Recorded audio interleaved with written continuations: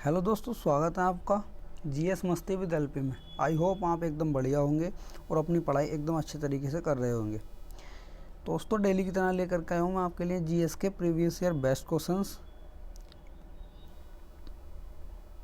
जो कि पिछली परीक्षाओं में पूछे जा चुके हैं और आने वाली परीक्षाओं में भी पूछे जाएंगे।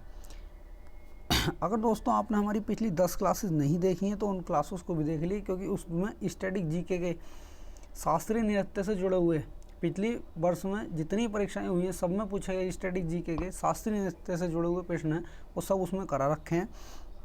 तो बिना किसी देरी के आज हम अपनी क्लास स्टार्ट करते हैं 11वीं। पहला क्वेश्चन दे रखा है हमें, नीरू स्वामी पिल्लई और राजरत्नम पिल्लई किस वाद्य यंत्र के प्रतिपादक हैं? ऑप्शन दे रखा हमें मैंडोलिन, मृदंगम, नादस्वरम या सारंगी। तो हमारा इसका आंसर हो जाएगा नादस्वरम। आगे देखते हैं इसके कुछ पॉइंट। मैंडोलिन वादक कौन कौन से हैं? उपलापू श्रीनिवास, मैंडोलिन सिस्टर्स, तो वो श्रीउषा और श्रीसा, इन दोनों को मैंडोलिन सिस्टर्स के नाम से जाना जाता है। मृदंगम वादक कौन कौन से हैं? एस.बी. राजाराव, उमी यालपुरम के शिवरामन। सारंगी वादक कौन कौन से हैं हमारे? रमेश मिश्रा और सुल्तान खान। अगला क्वेश्चन देखते हैं, निम्नलिखित में से कौन सा संगीतकार संगीत वाद्य यंत्र सितार पर अपनी महारत के लिए लोकप्रिय हैं? ऑप्शन दे रखा है बहादुर खान, विलायत खान, अमजद अली खान या अली अकबर खान। तो हमारा इसका आंसर हो जाएगा विलायत खान। आगे देखते हैं इसके कुछ पॉइंट। कुछ कलाकार और उनको बजाने वाले जिससे वह जुड़े हुए हैं। बहादुर खान का संबंध जो है सरोज से है, अमजद अली खान का संबंध सरोज से है और अली अकबर खान का भी संबंध जो है सरोज से है। अली अहमद हुसैन का संबंध किससे है? शहनाई से। तोताराम शर्मा पखावत से। ब्रजभूषण काबरा ये गिटार से संबंधित है और पंडित किशन महाराज ये तबला से संबंधित है। पखावत से जो है केलूचरण महापात्रा भी पखावत से संबंधित हैं, केलूचरण महापात्र। अगला क्वेश्चन देखते हैं हम, संगीतकारों और उनके वाद्य यंत्रों का निम्नलिखित में से कौन सा युग्म गलत है? ऑप्शन दे रखा है हमें पंडित राम नारायण, जो किससे संबंधित है? सरोज से। ये हमारा क्या है? गलत। एन राजम वायलिन से, ये सही है। पंडित रविशंकर सितार से संबंधित हैं और बिस्मिल्लाह खान ये शहनाई से संबंधित हैं। हमारा इसका आंसर हो जाएगा ए, ये सरोज से संबंधित नहीं है। आगे देखते हैं कुछ सही युग्म कौन कौन से हैं। पंडित राम नारायण किससे संबंधित हैं? ये सारंगी से संबंधित हैं। लालगुड़ी जयरामन जो है ये वायलिन से संबंधित हैं। पन्नालाल घोष जो है बांसुरी से संबंधित हैं और पंडित शिव मोहन भट्ट ये मोहन वीणा से संबंधित हैं। अगला क्वेश्चन देखते हैं, शाहिद परवेज खान, बुद्धादित्य मुखर्जी और अनुष्का शंकर निम्नलिखित में से किस वाद्य यंत्र से जुड़े हुए हैं? दोस्तों आपको बता दें कि अनुष्का शंकर जो हैं पंडित रविशंकर की पुत्री हैं। ऑप्शन दे रखे हैं हमें सरोद, सितार, बीन या संतूर। हमारा इसका आंसर हो जाएगा सितार। आगे देखते हैं कुछ पॉइंट इसके। सरोद वादक बुद्धदेव दास गुप्ता को जो है 2012 में पद्म भूषण से सम्मानित किया गया था, जिनका संबंध जो है सरोद से है। संतूर वादक कौन कौन से हैं? पंडित शिव कुमार शर्मा, वर्षा अग्रवाल, तरुण भट्टाचार्य और पंडित उल्हास बापट। दोस्तों इस चीज़ को आप नोट कर लेना, क्योंकि एग्जाम्स में पूछे जाते हैं वाद्य यंत्र और उनसे जुड़े कलाकार।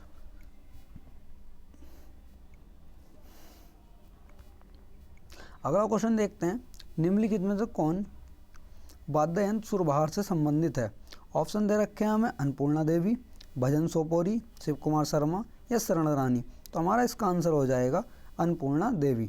आगे देखते हैं, अन्नपूर्णा देवी को वर्ष 1977 में पद्म भूषण तथा वर्ष 1991 में संगीत नाटक अकादमी पुरस्कार से सम्मानित किया गया था। शरण रानी का संबंध जो है सरोद वादिका हैं ये। उस्ताद इमरत खान का संबंध जो है सुरबहार से है। सुरबहार जो है एक तार वाद्य यंत्र है। इसे बेस सितार के रूप में भी जाना जाता है। अगला क्वेश्चन देखते हैं, भारतीय संविधान में संविधान संशोधन की अवधारणा निम्नलिखित में से किस देश के संविधान से ली गई है? संविधान संशोधन यानी कि हमारा आर्टिकल 368। ऑप्शन दे रखे हैं जर्मनी, कनाडा, दक्षिण अफ्रीका या ऑस्ट्रेलिया। तो हमारा आंसर हो जाएगा दक्षिण अफ्रीका। आगे देखते हैं, भारतीय संविधान का भाग 20 व अनुच्छेद 368 संविधान संशोधन से संबंधित है। संविधान संशोधन की शक्ति भारत में संसद को दी गई है। संविधान संशोधन के प्रावधान को दक्षिण अफ्रीका के संविधान से लिया गया है। अगला क्वेश्चन देखते हैं, सरकार के संसदीय स्वरूप को डैश डैश मॉडल के रूप में भी जाना जाता है। ऑप्शन दे रखे हैं हमें धर्मतंत्र, वेस्टमिंस्टर, साम्यवादी या धनिक तंत्र। तो हमारा इसका आंसर हो जाएगा वेस्टमिंस्टर। आगे देखते हैं इसके कुछ पॉइंट। अगला क्वेश्चन देखते हैं हम क्या दे रखा है हमें। दोस्तों, अगर आपको क्लास अच्छी लग रही हो तो क्लास को लाइक शेयर करें और चैनल को सब्सक्राइब करें। अगला क्वेश्चन दे रखा है हमें, भारतीय संविधान में अपनाया गया प्रावधान और उस देश के संविधान जिससे वह लिया गया है का कौन सा युग्म सुमेलित नहीं है? ऑप्शन दे रखा है हमें, राज्य के नीति निर्देशक सिद्धांत आयरलैंड से लिए गए, ये बिल्कुल सही है हमारा। कानून के शासन का विचार ब्रिटिश संविधान से लिया गया, ये भी हमारा सही है। मौलिक अधिकारों का चार्टर संयुक्त राज्य अमेरिका के संविधान से लिया गया, ये भी हमारा सही है। स्वतंत्रता, समानता और बंधुत्व के सिद्धांत कनाडा से लिए हैं, ये हमारा गलत है क्योंकि ये जो है कहाँ से लिए गए, ये फ्रांस से लिए गए। आगे देखते हैं, स्वतंत्रता, समानता और बंधुत्व के सिद्धांत को फ्रांस के संविधान से लिया गया है। अगला क्वेश्चन देखते हैं, केंद्र द्वारा राज्यपाल की नियुक्ति भारत के संविधान की किस विशेषता से संबंधित है? ऑप्शन दे रखे हैं हमें, संघीय विशेषता, एकात्मक प्रणाली, संविधान की सर्वोच्चता या निर्देशक सिद्धांत। तो हमारा इसका आंसर हो जाएगा एकात्मक प्रणाली।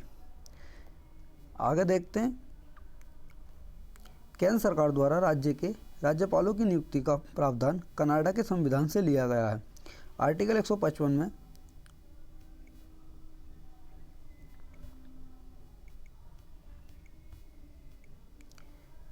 आर्टिकल 155 में राष्ट्रपति द्वारा राज्यपाल की नियुक्ति का प्रावधान है। उत्तर प्रदेश की राज्यपाल सरोजिनी नायडू भारत की पहली महिला राज्यपाल थी, मतलब किसी भी राज्य की भारत के। अगला क्वेश्चन दे रखा है हमें, निम्नलिखित में से कौन सा हड़प्पाकालीन नगर कच्छ के रण में खादिर वेद पर स्थित था और इसे 3 भागों में बांटा गया है? ऑप्शन दे रखे हैं हमें, चन्हुदड़ो, कामेडोर या सुरकोतड़ा या फिर धोलावीरा। ऑप्शन हमारा हो जाएगा सी, यानी कि धोलावीरा। आगे देखते हैं,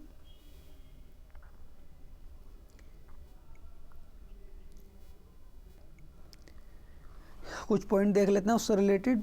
यह एक हड़प्पाकालीन नगर था जो कच्छ के रण में खादिर वेद पर स्थित था। यह 3 भागों में विभाजित था, दुर्गा भाग, मध्यम नगर तथा निचला नगर। अगला पॉइंट देखते हैं, धोलावीरा शहर को यूनेस्को ने भारत के 40वें विश्व धरोहर स्थल के रूप में घोषित किया है। यह इस सूची में शामिल होने वाला सिंधु घाटी सभ्यता की प्रथम साइट थी।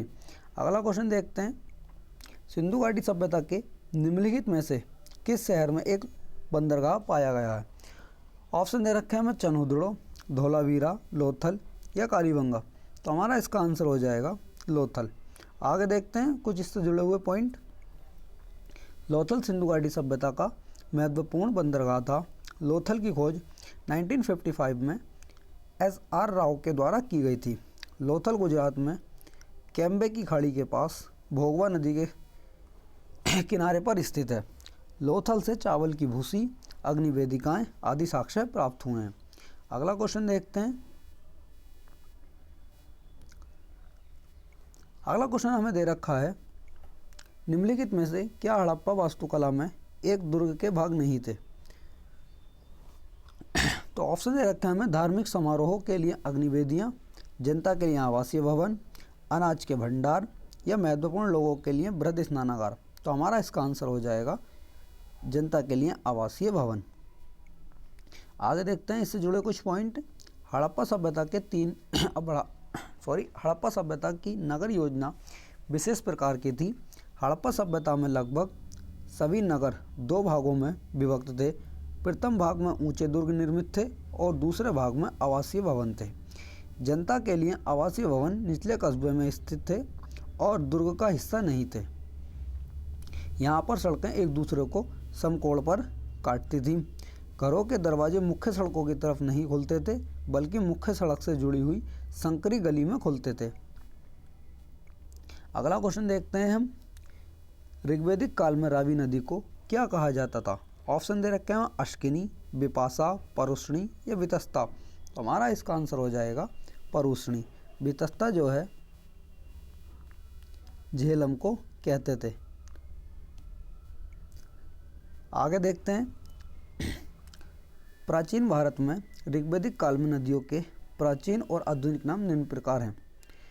कैसे कैसे दे रखे हैं हमें? अश्किनी जो है चिनाब नदी को कहते थे, विपाशा ब्यास को, वितस्ता झेलम, परुष्णी रावी, सदानीरा गंडक और गोमती गोमल।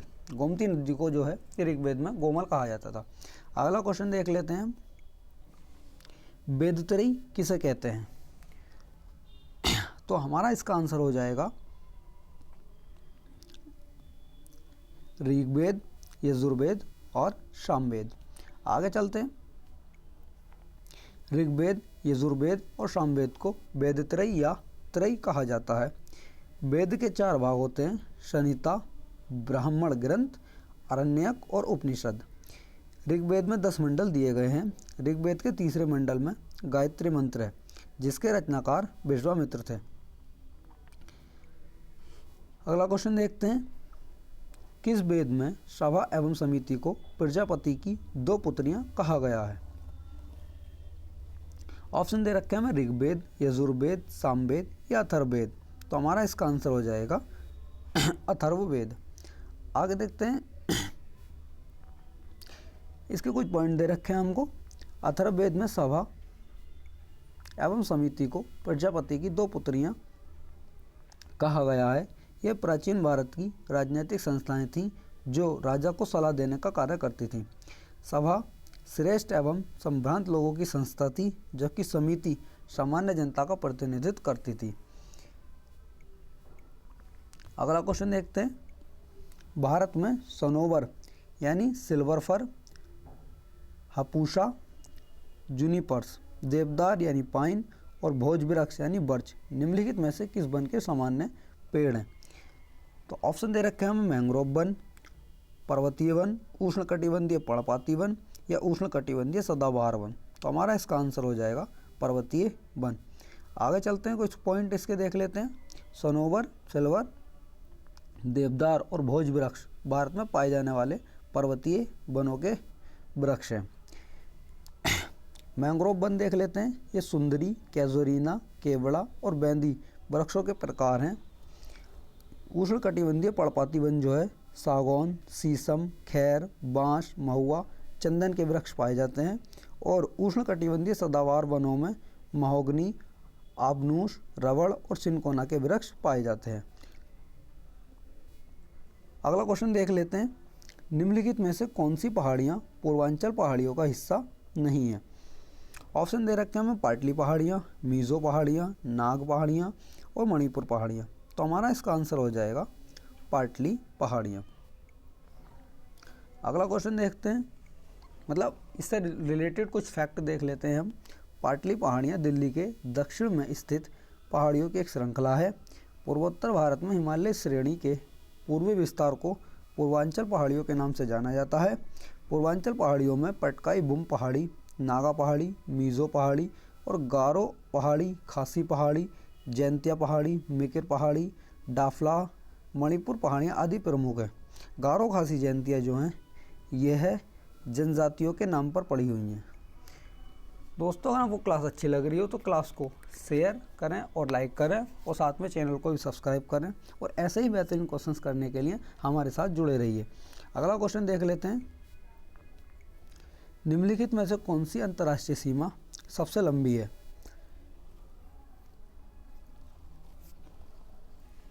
ऑप्शन दे रखे हैं हमें भारत बांग्लादेश, भारत पाकिस्तान, भारत म्यांमार या भारत चीन। तो हमारा इसका आंसर हो जाएगा भारत बांग्लादेश। ये कितनी है? 4096 किलोमीटर है लगभग। इसके कुछ पॉइंट देख लेते हैं इससे जुड़े हुए। भारत से लगे देशों की सीमाओं में भारत बांग्लादेश की सीमा सबसे अधिक है, यानी 4096 किलोमीटर है। बांग्लादेश से भारत के 5 राज्यों पश्चिम बंगाल, मिजोरम, मेघालय, त्रिपुरा और असम की सीमा लगती है। आगे चलते हैं। भारत पाकिस्तान की सीमा 3323 किलोमीटर है। और कौन कौन से राज्य इससे सीमा साझा करते हैं?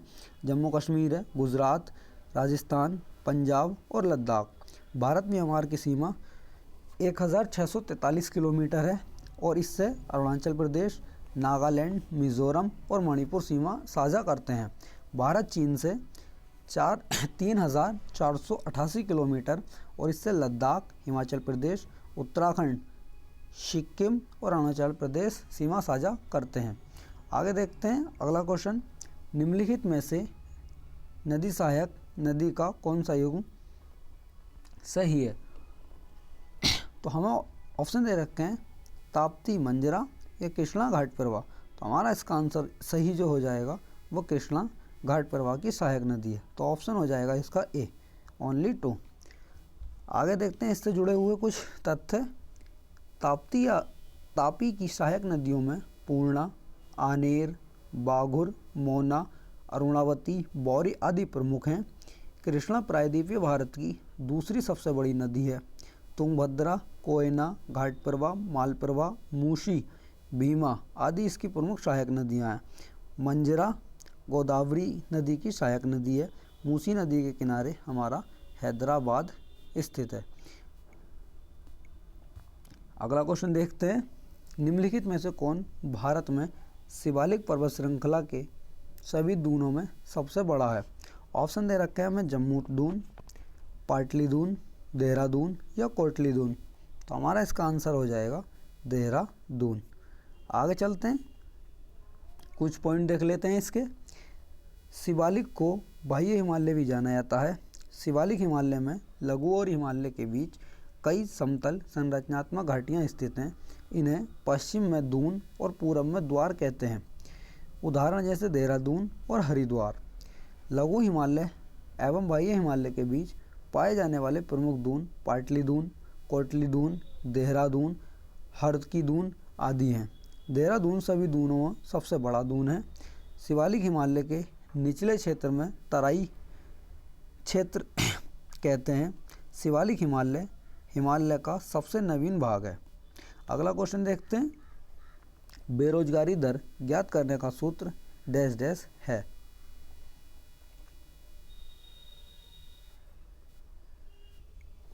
तो हमारा इसका आंसर हो जाएगा ऑप्शन डी, बेरोजगार श्रमिक / कुल श्रम इंटू 100। आगे देखते हैं। जब प्रचलित मजदूरी की दर पर काम करने के लिए इच्छुक लोगों को रोजगार नहीं मिलता है तो उसे बेरोजगारी कहते हैं। बेरोजगारी के मुख्य प्रकार कौन कौन से हैं? चक्रीय, संरचनात्मक और घर्षणात्मक बेरोजगारी। आगे देखते हैं अगला क्वेश्चन। निम्नलिखित में से कौन सा पेशा मौसमी बेरोजगारी का एक प्रकार है? तो ऑप्शन दे रखे हैं हमें किसान, सूचना प्रौद्योगिकी पेशेवर, चिकित्सक या लेखाकार। तो हमारा इसका आंसर हो जाएगा किसान। आगे देख लेते हैं इसके कुछ पॉइंट। मौसमी बेरोजगारी वह स्थिति है जिसमें किसी विशेष मौसम में काम नहीं होने के फलस्वरूप श्रमिकों को रोजगार नहीं मिल पाता। घर्षण बेरोजगारी क्या होती है? एक नौकरी छोड़ने तथा दूसरी नौकरी से जुड़ने के बीच की बेरोजगारी। चक्रीय बेरोजगारी क्या होती है? व्यापार चक्र यानी मंदी एवं तेजी जनित होती है। अगला क्वेश्चन देख लेते हैं हम। डाकघर बचत बैंकों में बचत जमा मुद्रा पूर्ति की किस माप में शामिल की जाती है? ऑप्शन दे रखे हैं हमें M2, M4, M1 या M3। तो हमारा इसका आंसर हो जाएगा M2। इसके पॉइंट देख लेते हैं कुछ। अर्थव्यवस्था में मुद्रा कहाँ कहाँ व्याप्त है? इसके लिए RBI कोड वर्ड का प्रयोग करती है, जैसे M0, M1, M2, M3 तथा M4।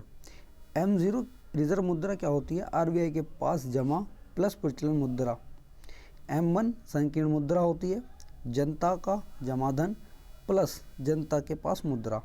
M2 डाकघर के साथ साथ जमा प्लस M1। M3 क्या होती है? M1 प्लस बैंकिंग प्रणाली के साथ साथ सावधि जमा। M4 क्या होती है? डाकघर बचत बैंकों के साथ सभी जमा प्लस M3। अगला क्वेश्चन देख लेते हैं। भारत में मौद्रिक समिति नीति की अध्यक्षता कौन करता है? तो हमारा इसका आंसर हो जाएगा गवर्नर आरबीआई का। अगला क्वेश्चन अगले देख लेते हैं, इससे जुड़े हुए कुछ पॉइंट। मौद्रिक नीति समिति भारत में ब्याज दर के मानदंड को तय करने के लिए जिम्मेदार है। मौद्रिक नीति समिति में 6 सदस्य होते हैं। इनमें से 3 सदस्य आरबीआई से तथा अन्य सदस्य केंद्र सरकार द्वारा नामित होते हैं। अगला क्वेश्चन हमें दे रखा है, राजकोष यानी ट्रेजरी बिल डैश डैश द्वारा जारी किए जाते हैं।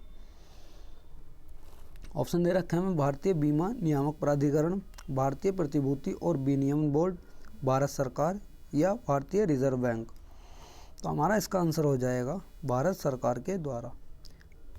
इससे जुड़े कुछ पॉइंट देख लेते हैं। ट्रेजरी बिल एक लघुकालिक प्रपत्र होता है जिसे भारत सरकार ऋणदाता की तरह होती है। ट्रेजरी बिल की अवधि 1 वर्ष से कम की होती है। ट्रेजरी बिल 3 प्रकार के होते हैं।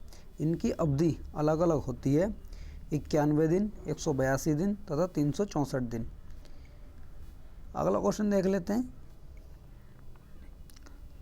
1600 के दशक में किस नियम को यह वर्णन करने के लिए विकसित किया गया था कि जब किसी समिति तरल पर कोई बल लगाया जाता है जब किसी सीमित तरल पर कोई बल लगाया जाता है तो वह बल सभी दिशाओं में समान रूप से प्रसारित होता है, चाहे पात्र का आकार कुछ भी हो। तो ऑप्शन दे रखे हैं हमें, टॉरी-कैली का बिल, पास्कल का नियम, ग्राहम का नियम या मैग्रस का नियम। तो हमारा इसका आंसर हो जाएगा पास्कल का नियम। आगे देख लेते हैं इससे जुड़े हुए कुछ पॉइंट। हाइड्रोलिक ब्रेक पास्कल के नियम पर आधारित है। उत्प्लावकता वस्तु के तैरने की प्रवृत्ति होती है। द्रवों का दबाव गहराई के साथ बढ़ता है। आर्किमिडीज का सिद्धांत क्या कहलाता है? इससे जुड़े कुछ पॉइंट हैं। जब किसी द्रव में कोई वस्तु पूरी अथवा आंशिक रूप से डुबोई जाती है तो उसके भार में कमी आ जाती है।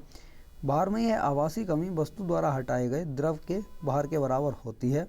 हाइड्रोमीटर यंत्र द्वारा तरल पदार्थों का घनत्व या आपेक्षिक घनत्व मापा जाता है। अगला क्वेश्चन देखते हैं। परमाणु क्रमांक को निरूपित करने के लिए हेनरी मोसले ने किस प्रतीक का उपयोग किया था? ऑप्शन दे रखे हैं U, M, A या Z। तो इसका आंसर हो जाएगा हमारा Z।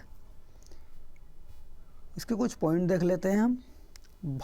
परमाणु क्रमांक यानी एटॉमिक नंबर को निरूपित करने के लिए हेनरी मोसले ने Z प्रतीक का प्रयोग या उपयोग किया था। दरअसल किसी परमाणु के नाभिक में प्रोटॉनों की कुल संख्या को उसका परमाणु क्रमांक कहते हैं।